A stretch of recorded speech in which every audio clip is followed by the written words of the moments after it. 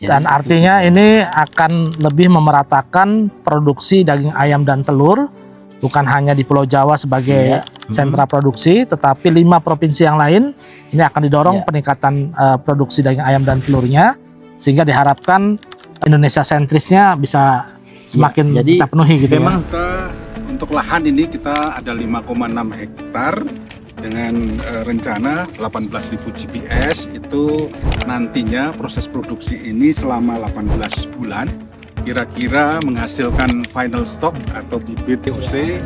Itu nilainya sampai kalau seandainya kita sampai close loop sampai akhir, sampai kita siap untuk dipanen, itu sekitar 2,7 triliun. Jadi program pemerintah terkait hilirisasi ini selain dirasakan manfaatnya bagi masyarakat, juga kami selaku BUMN bisa menghasilkan revenue atau keuntungan yang bisa didapat, dan nantinya bisa juga kita dengan keuntungan yang cukup nantinya bisa memberikan share sumbangan dividen pada pemerintah. Jadi simultan efek terkait program ini bisa dirasakan masyarakat, lingkungan, kemudian kami, kemudian negara. Dan yang paling penting sebetulnya tadi dari 18.000 GPS itu bisa menghasilkan sekitar 135 juta DOC final stock ya, yang nanti tentu bisa dibeli oleh para peternak rakyat kita. Di saat kelangkaan DOC harga naik, diharapkan BUMN hadir menjadi stabilisator persediaan dan juga harga DOC untuk para peternak kita ya Pak. Ya betul, ini cuma karena salah satunya kita banyak berita ya Pak Dirut, kita sudah sepakat dengan Pak pemerintah bahwa kita juga menjaga harga DOC nantinya di tingkat petani itu bisa terjaga sesuai dengan aturan pemerintah. Itu kita berharap produksi dari sini sekitar 40 sampai 50 ribu GPS. Lalu kita juga ada rencana seperti diinisiasi sama Pak Mentan, ada di Bone. Ada di Bone itu sisanya tuh.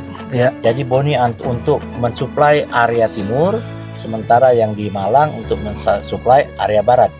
Tapi pada intinya BUMN hadir itu untuk stabilisasi pasokan dan harga DOC. Tapi kan berdikari juga dalam hal ini ID Food Group bukan hanya membangun GPS ya Pak ya.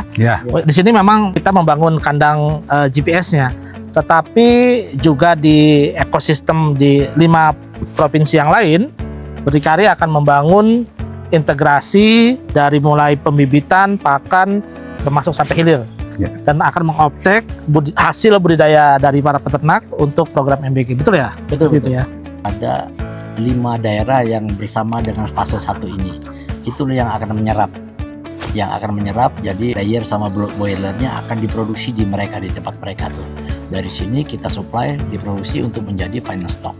Nah, final stock itulah yang nanti akan kita distribusi ke budidaya peternak masyarakat. Dan artinya ini akan lebih memeratakan produksi daging ayam dan telur, bukan hanya di Pulau Jawa sebagai sentra produksi, tetapi 5 provinsi yang lain ini akan didorong peningkatan produksi daging ayam dan telurnya, sehingga diharapkan Indonesia sentrisnya bisa semakin kita penuhi. Jadi di setiap titik, setiap kabupaten, setiap desa itu terjamin karena pakannya ada di situ, vaksinnya ada di situ, bibitnya ada di situ, masyarakat tinggal ambil, masyarakat terdekat.